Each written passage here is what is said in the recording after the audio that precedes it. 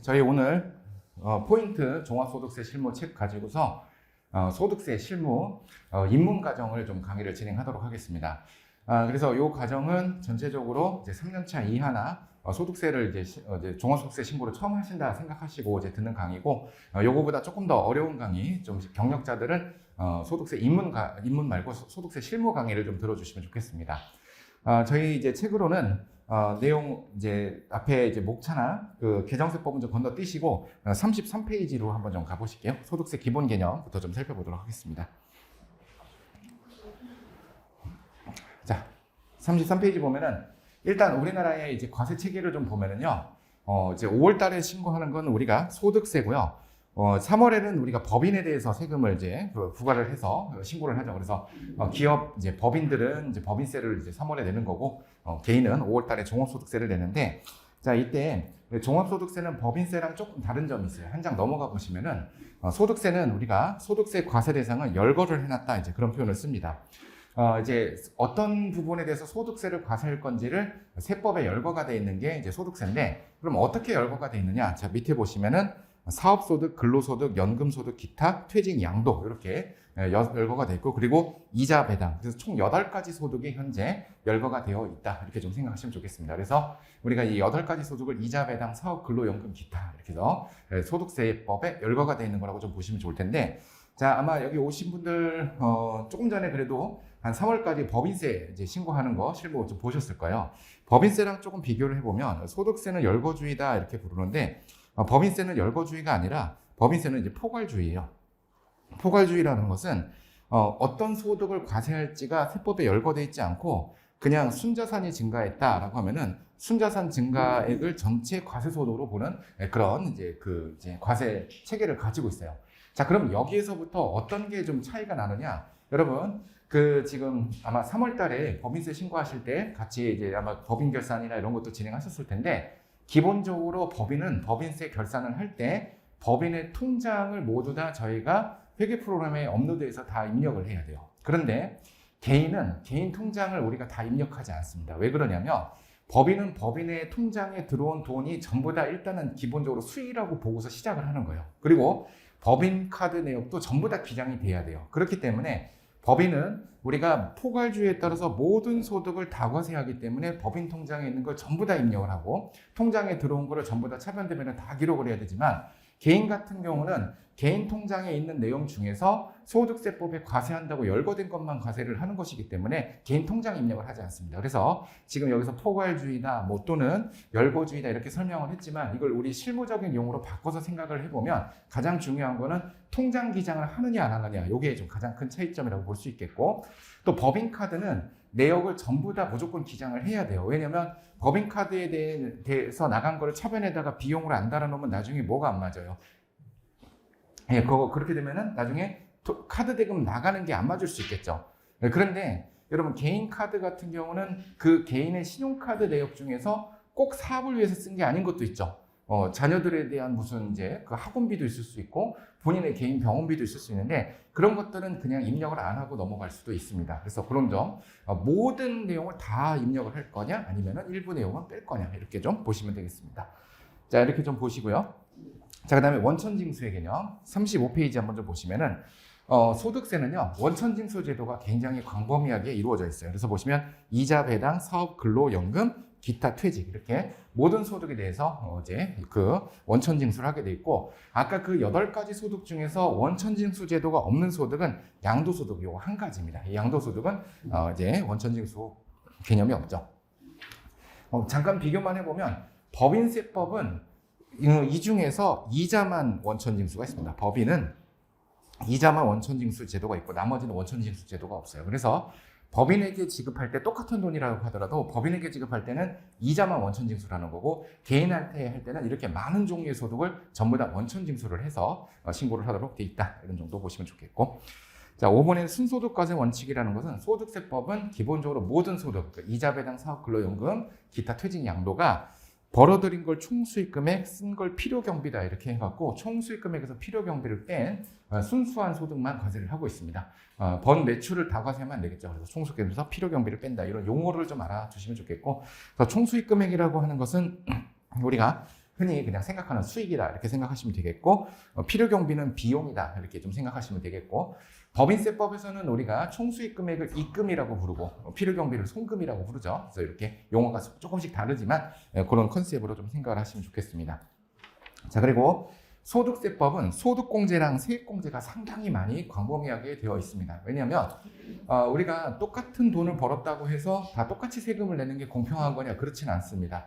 돈을 똑같이 벌어도 어떤 사람은 부양가족이 많고 어떤 사람은 부양가족이 적고, 또는 똑같은 돈을 벌어도 어떤 사람은 가족 중에 아픈 사람이 있고 어떤 사람은 그렇지 않고, 그러면 이것들을 전부 다 일일이 개개인의 어떤 그 가정 형편이나 이런 것들까지 고려를 해줘야 되기 때문에 그런 것들을 소득공제, 세액공제 제도에다 다 녹여놨어요. 그래서 이런 것들에 따라서 똑같이 과세표준이 똑같다 하더라도 이거를 서로 달리 이렇게 적용을 한다 이렇게 좀 보시면 좋겠고요. 한 장 넘어가시면 36페이지 아래쪽에 종합소득세는요, 기본적으로 세율표가 상당히 낮은 세율부터 높은 세율까지 적용이 되겠습니다. 그래서 6%부터 45%까지 올라가고요.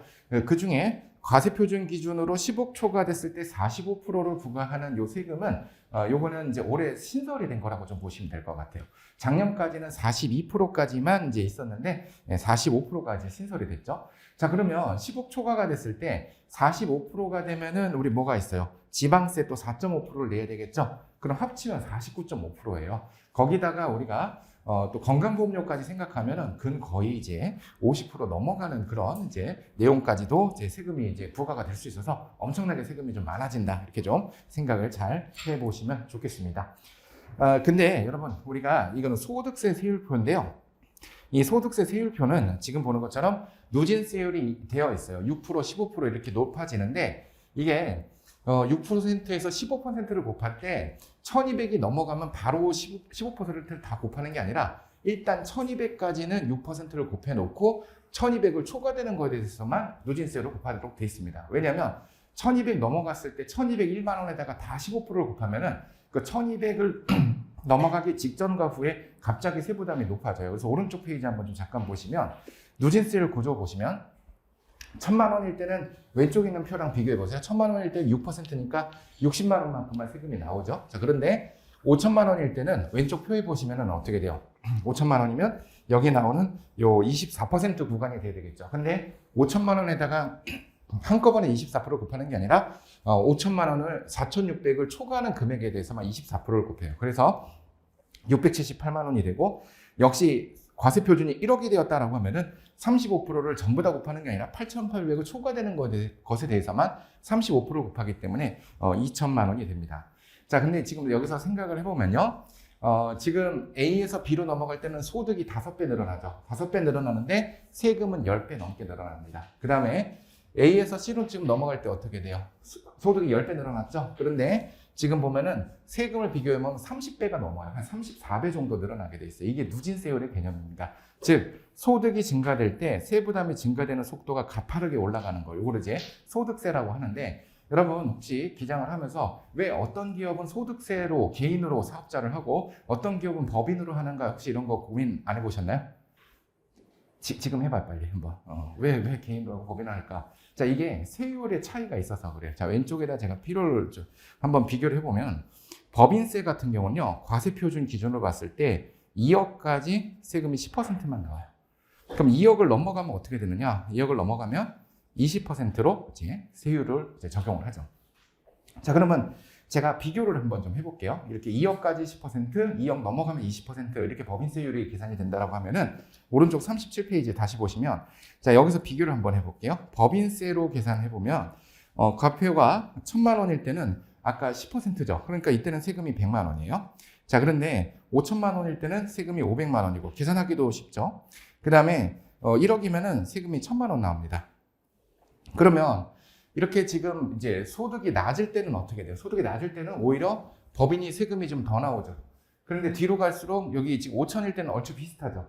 그런데 1억까지 올라가면요, 지금 거의 2배 차이 나요. 그렇기 때문에 개인 사업자로 하다가 어느 정도 규모가 커져서 순이익, 즉 소득 금액이 높아진다 싶으면 법인으로 전환을 하는 것이 세금 면에서 이제 유리할 수 있고, 하나만 더 비교를 해보면요, 만약에 이게 2억이었다, 과표가 2억이면은 얼마까지 차이가 나냐면 개인으로는 5,660만 원이 세금이고 법인은 2천만 원이 세금이에요. 이렇게 되면 지금 2배보다도 더 넘게 거의 한 3배 가까이 세금 차이가 나죠. 그게 이 차이가 나는 게 그 뒤로 갈수록 차이가 더 많이 나요. 그래서 이제 우리가 규모가 좀 있는 기업들 또 세금이 좀 많이 나오는 소득세가 많이 나오는 법인들은 개인들은 법인으로 전환하는 경우들이 있다. 이렇게 세율 차이를 한번 좀 생각을 하셨고요. 자, 그다음에 37페이지 계속 밑에 보시면은 종합과세와 분류과세라는 개념이 있어요. 이것도 한번 좀 살펴보시면 좋을 텐데 한 장을 넘어가시면 38페이지. 우리 아까 8가지의 소득 있었죠? 이자, 배당, 사업, 근로연금, 기타, 퇴직, 양도. 이 중에서 여기 보시면 이자, 배당, 사업, 근로연금까지 기타를 종합소득이라고 불러요. 그래서 이번에 여러분이 5월 달에 소득세 신고하는 기준은 5월 30일에 신고하는 대상을 이 종합소득이라고 보시면 좋겠습니다.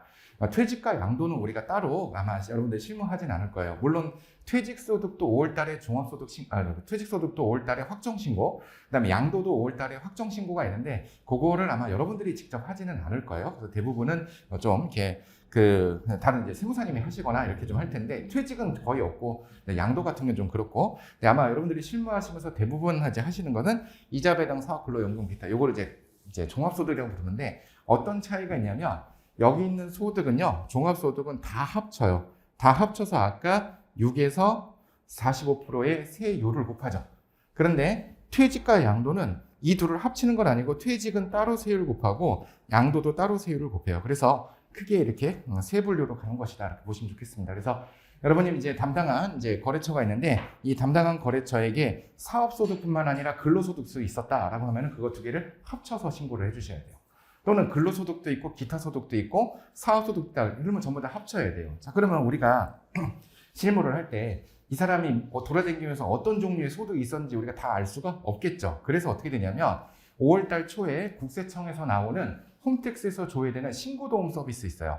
이 신고도움 서비스에 들어가면은 이 사람이 근로소득이 얼마 있다, 사업소득이 얼마 있다, 기타 소득이 얼마 있다는 것을 일단은 전부 다 조회를 해줍니다. 그래서 신고도움 서비스에다가 그 사업자의 주민번호를 치고 들어가면은 일단은 우리가 알고 있는 건 대부분 뭐만 알고 있어요? 사업소득만 알고 있죠. 그렇지만 이 사람이 갖고 있는 소득 전부를 모아서 한꺼번에 신고해줘야 되기 때문에 신고도움 서비스에서 일단 기본적으로 이 사람이 벌어들인 소득이 얼마가 있는지 또 다른 소득은 어떤 것이 있는지 전부 다 조회를 하고 이거를 다 합쳐줘야 된다는 개념까지 이해를 하시면 되겠어요. 자, 그런데 자, 밑에 보시면 분리과세라는 개념이 있어요. 분리과세는 뭐냐면 일단 소득세가 과세되는 방법 2가지로 구분을 해야 되는데 하나는 종합과세, 하나는 분리과세예요. 뭐냐면 종합과세라는 거는 먼저 소득이 지급될 때 원천징수가 돼요. 여러분도 근로소득 같은 건 다 원천징수 되죠. 뭐 사업소득도 3.3% 원천징수도 하기도 하고 이렇게 하는데 원천징수를 한 다음에 나중에 다른 소득과 합산을 해서 종합소득 신고를 하고 5월달에 기존에 원천징수 됐던 세액은 우리가 기납부세액이라고 불러요. 이미 납부한 세액이다. 이걸로 공제를 하는 그런 방식이 돼요. 그런데 분리과세라는 게 있는데 분리과세는 소득이 지급될 때 원천징수를 하고 5월달에 확정신고를 생략하는 거예요. 그러니까 보다 간편하게 납세 의무를 취할 수 있도록 해주는 것을 이제 분리과세라고 이렇게 부르는 건데, 자, 그러면 대표적으로 분리과세가 어떤 것들이 있는지 저희가 좀 살펴보도록 할게요. 자, 위에 올라가셔서 제가 여기다 다시 한번 좀 설명을 좀 하려고 하는데, 자, 우리 이자, 배당, 사업, 근로연금, 기타 얘네들을 우리가 종합소득이라고 불렀죠. 그런데 이자, 배당 소득은요, 이것들은 금액이 작으면 종합과세를 안 해요. 그 금액이 얼마냐면요, 총 2천만 원입니다. 2천만 원. 이자가 2천만 원, 이자. 여러분, 이자 소득 있어요, 없어요? 없어요? 아니요, 잘 생각해봐요. 통장에 24원 막 이렇게 들어오죠. 50원도 들어오고, 얼마씩 들어오잖아. 이자 소득이 있어요. 근데 여러분, 그 통장에 10원, 20원, 30원 또는 100원 이렇게 이자 소득이 입금이 될 때 은행에서 원천징수 할까요, 안 할까요? 하도록 돼 있어요. 14%로 무조건. 그래서 10원 줄 때도 1원 띱니다, 이게. 여러분, 지금 원천징수 실무할 때 1,000원 미만은 소액부징수 규정 알고 계신가요? 1,000원이 안 되면 원천세 납부서가 안 나오죠? 근데 이 이자 배당 소득에 대해서는 그 소액부징수 규정을 안 걸어요. 그러니까 만약에 여러분 통장에 100원 입금되면요, 14% 떼고 들어온 거예요. 자, 그런데 여기서 잠깐 생각해보세요. 여러분들이 회사에서 벌어들인 근로소득이 있어요. 근로소득이 있는데 그 연말에 12월 말에 모든 통장에 있는 걸 다 끌어모아가지고 이자 소득이 얼마인지 다 계산해봤더니 무려 560원이 되었다. 생각해봐요. 그 560원의 이자 소득하고 근로소득하고 합산해서 5월 달에 종합소득 신고해 본 적 있어요, 없어요? 없죠. 왜냐하면 2천만 원이 안 되면 이자나 배당이 그러면 5월 달에 종합소득세 신고를 안 해도 돼요.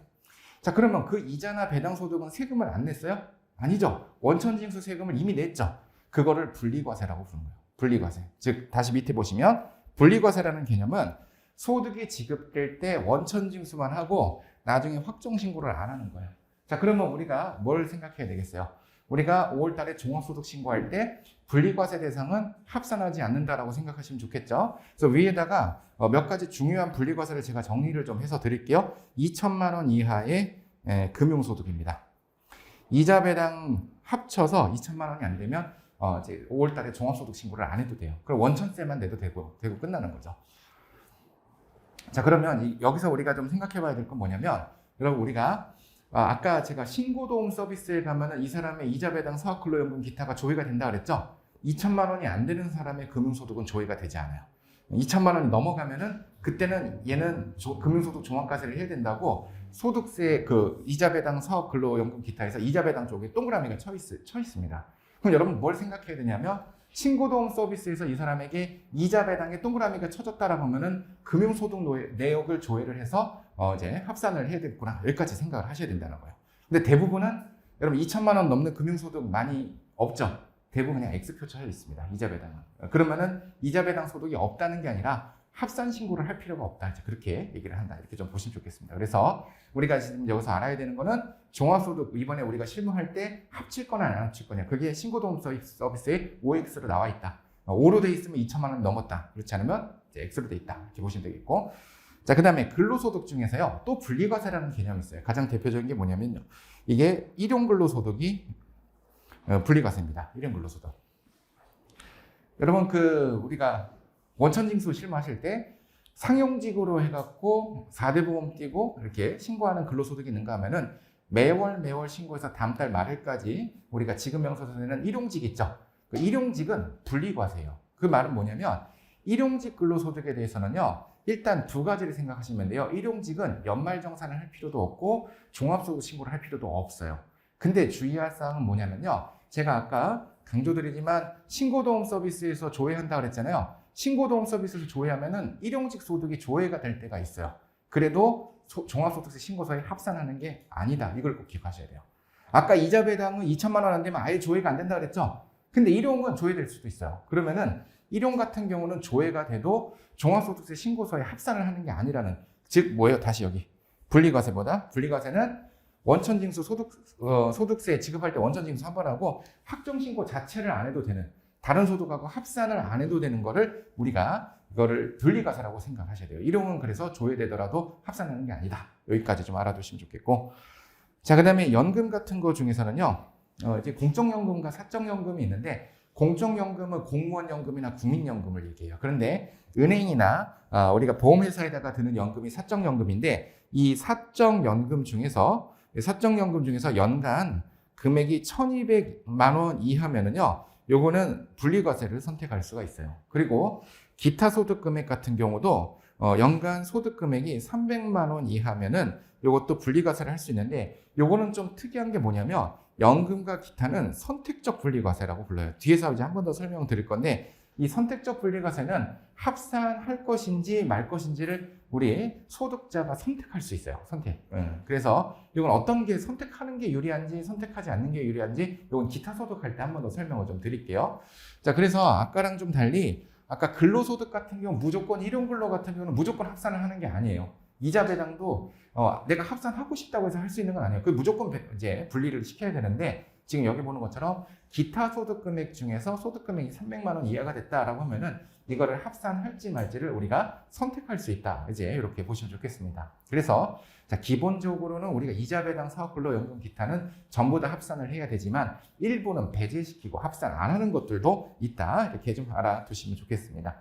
자, 그러면 오른쪽 39페이지 한번 좀 볼게요. 39페이지에 이런 예제가 있는데, 이자 소득하고 사업 소득하고 근로 소득이 있어요. 자, 그런데 여러분 보시면 여기 나오는 저 이자 소득 같은 경우는 지금 2천이 안 되죠.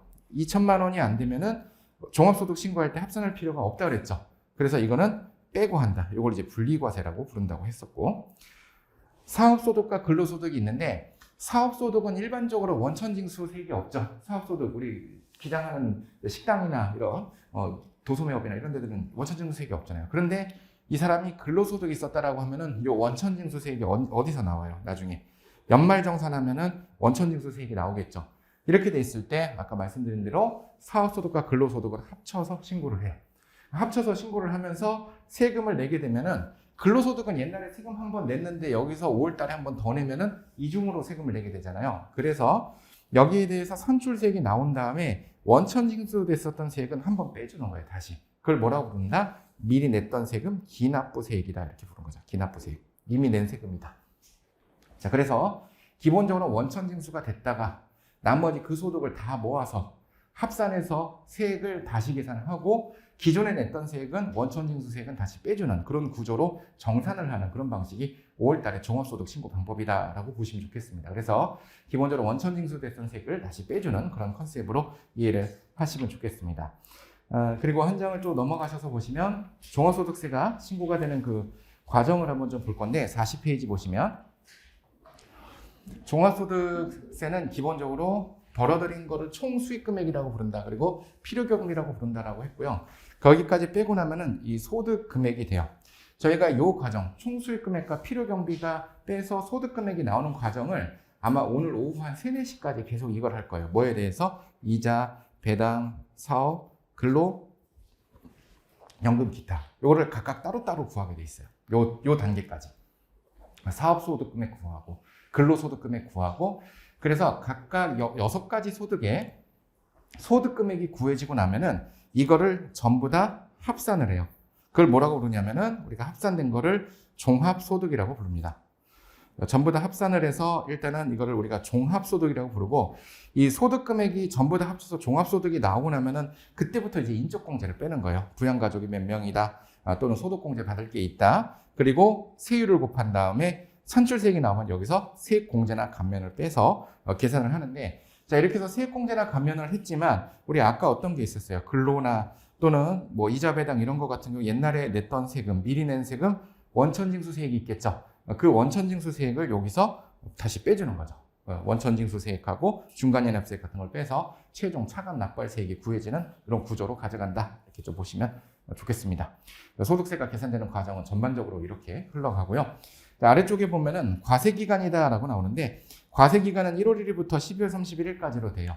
아마 법인세도 대부분 1월 1일부터 12월 30일인데, 규정상으로는 법인은 이걸 7월 1일부터 6월 30일까지 하거나 4월 1일부터 3월 31일까지 할 수도 있어요. 어떻게 바꿀 수 있냐면, 정관에다서 이제 사업연도를 정하면 그렇게 바꿀 수 있는데, 개인은 사업연도를 바꿀 수가 없습니다. 무조건 1월 1일부터 12월 31일 이렇게 흘러가고요.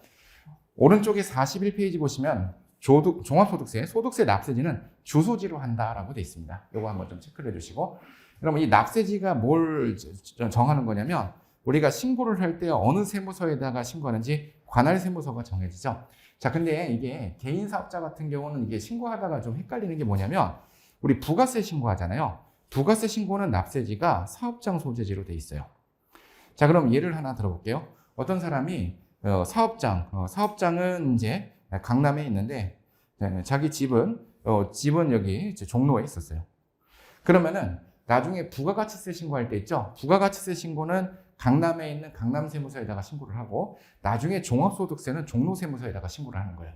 그래서 이게 관할 세무서가 달라져요. 그래서 부가가치세는 사업장 소재지로 신고하는 거고 소득세는 관할 세무서 자체가 집 주소지로 되어 있다는 거 정도 이제 좀 다르다는 거 좀 알아두시면 좋겠습니다. 이렇게 좀 보시고, 자, 넘어가시면 43페이지. 43페이지 납세의무라는 부분이 있는데요. 여기서 거주자, 비거주자의 개념을 한 번만 좀 설명을 드리겠습니다. 이 거주자, 비거주자는 깊이 들어가면 내용이 좀 어려워요. 그래서 사실 다음 장에 다음 이제 제2장에서 거주자, 비거주자를 깊이 다루는데 저희가 오늘 이제 기초 강의에서는 여기서만 이제 간단히 설명하고 이 내용은 설명을 안 할 거예요. 이제 실무반에서는 이걸 좀 깊게 설명하는데 저희 간단히만 좀 볼 건데, 자, 우리 일단 이렇게 좀 생각해 볼게요. 한국 사람, 외국 사람 이렇게 나눠본다고 생각해 볼게요. 한국 사람은요, 외국에 나가도 한국법을 적용을 받아요. 그걸 이제 속인주의다 이렇게 얘기하고, 외국 사람은 한국에 들어오면 한국법을 적용받아요. 그걸 속지주의라고 얘기합니다. 그거를 이제 우리가 세법에다 적용을 해보면 한국 사람을 이제 거주자라고 부르는데, 한국 사람은 한국에서 번 것뿐만 아니라 외국에서 번 소득도 한국에서 같이 세금을 내줘야지 돼요. 자, 그럼 예를 하나 들어볼게요. 한국에 있는 사람이 한국에서 열심히 부동산 임대도 하고 사업을 하다가 갑자기 해외에 나가서 해외에서도 돈을 벌어왔어요. 그럼 이걸 어떻게 해요? 합산해서 신고를 해줘야 되는 거야, 국내에서. 자, 근데 여러분, 우리 TV나 이런 데 보면 외국인인데 한국에 와서 방송 활동하는 사람들 많이 있죠. 그럼 한국에서 돈 벌었을 거 아니에요. CF도 찍고. 그러면 한국에서 열심히 활동을 하고 벌어들인 소득은 세금을 내야 돼요. 그래서 외국인이라 하더라도 국내 원천 소득은 과세를 하도록 되어 있습니다. 자, 근데 여기서 거주자와 비거주자를 나누는 것은요, 국적 기준이 아니에요. 국적 기준이 아니라 뭘로 나누게 돼 있냐면, 국내에 주소를 두거나 183일 이상의 거소를 둔 개인이라고 돼서 주소나 183일 이상 거주를 하면은 한국 거주자로 보게 돼 있습니다. 자, 그러면 얘기를 다시 한번 들어볼게요. 아까 외국인인데 그 외국인이 한국에 들어와서 183일 이상 거주를 해요. 가장 대표적인 게 운동선수들이죠. 프로 배구라든지 프로 야구라든지 뭐 농구, 축구 이런 선수들이 외국인인데 한국에 와서 입단 계약을 하고 활동을 하면 최소한 어떻게 1년 이상 하겠죠. 시즌 동안 있으면 183일 이상 거주를 하는데, 그럼 이 사람들은 거주자가 된다라고 생각을 하시면 좋겠습니다. 반대로 여러분, 우리나라에서 되게 유명한 뭐 축구 선수나 운동 선수들이 해외에 나가서 활동하는 사람 있죠? 누가 있어요? 해외에 나가서 활동하는 사람, 뭐 김연경 선수도 있고, 또는 누가 있어요? 손흥민 있죠. 또 누가 있어요? 손흥민이 있죠, 그죠? 예. 네, 손흥민이 있어요. 예. 손흥민밖에 생각 별로 안 나죠. 이런 사람은 지금 한국에 183일 이상 거주를 안 하죠. 거의 외국에 183일 이상 거주할 거잖아요. 그러면 뭐 아마 제가 판단하기에도, 제가 생각하기에도 추측건데, 그런 선수들은 한국인이지만 비거주자로 판단이 돼요. 이렇게. 그래서 여기서 거주자냐 비거주자냐를 나누는 것은 국적으로 나누는 게 아니라 거주를 어디에서 했느냐. 여러분, 1년이 365일이기 때문에 183일이면 어떻게 해요? 거의 절반 이상입니다. 절반 이상을 국내에 있었는지 해외에 있었는지에 따라서 판정이 되고, 거기에 따라서 지금 보는 것처럼 이 세금을 납부하는 그 범위가 달라진다는 것을 좀 보시면 좋은데, 자, 이걸 좀 생각해 볼게요. 한국 거주자가 한국에서 돈을 벌고 외국에서도 돈을 벌어요. 그러면 외국에서 돈을 벌 때 그 외국에서 번 그 현지에서 세금을 내겠어요, 안 내겠어요? 내겠죠. 잠깐 거꾸로 생각해봐요. 외국인 한국에 들어오면 한국에서 세금 물리잖아요. 그럼 한국인이 외국 가서 돈 벌면은 또 미국 현지에서 세금을 내야 돼요. 그러면 그 현지에서 세금을 내고 한국에 와서 또 세금을 내니까 어떻게 돼요? 이중으로 내게 되겠죠? 그래서 외국에서 낸 세금을 국내에서 공제해주는 제도가 외국 납부 세액 공제예요. 제가 실무 사례를 하나 설명드릴게요. 저희 사무실에 이제 예전에 이제 1년에 한 번씩 찾아와서 신고를 맡기시는 분이 있었는데, 어떤 분이었냐면은 이분은 한국에서 가족들하고 다 거주를 하는데, 딱 그 사모님이 저를 찾아오셨는데, 그 아버지가 중국으로 파견이 나가신 거예요. 중국으로 회사에서 파견을 나갔는데 국내에서도 돈을 벌고 한국에서도 이제 수익이 있고 중국 현지에서도 중국 현지 회사에서 월급을 받으니까 거기서도 소득이 생기는 거죠. 그런데 이분은 국내 모든 가족들과 같이 사는 사람들이 있으니까 한국 거주자가 돼요. 그럼 어떤 상황이 생기냐면 중국에서 번 소득도 한국에서 종합소득세 신고를 해줘야 되는 거죠. 근데 문제는 뭐냐면 중국 현지에서도 세금을 냈어요. 그래서 이제 저희가 신고를 할 때 어떻게 했냐면 한국 소득 내역 받고 중국에서 벌어들인 소득 내역도 받는데 그 중국 현지에서도 세금을 낸 세금 영수증이 있거든요. 그걸 받아갖고 외국 납부 세액 공제를 하는 거죠. 외국에서 낸 세금을. 그게 거주자에 대한 과세 방법이다라고 살펴보시면 좋겠습니다. 자, 이렇게 해서 저희가 소득세의 전체적인 기본 개념을 좀 설명드렸고요. 저희는 이어서 전체적인 신고납부 절차 보도록 하겠습니다.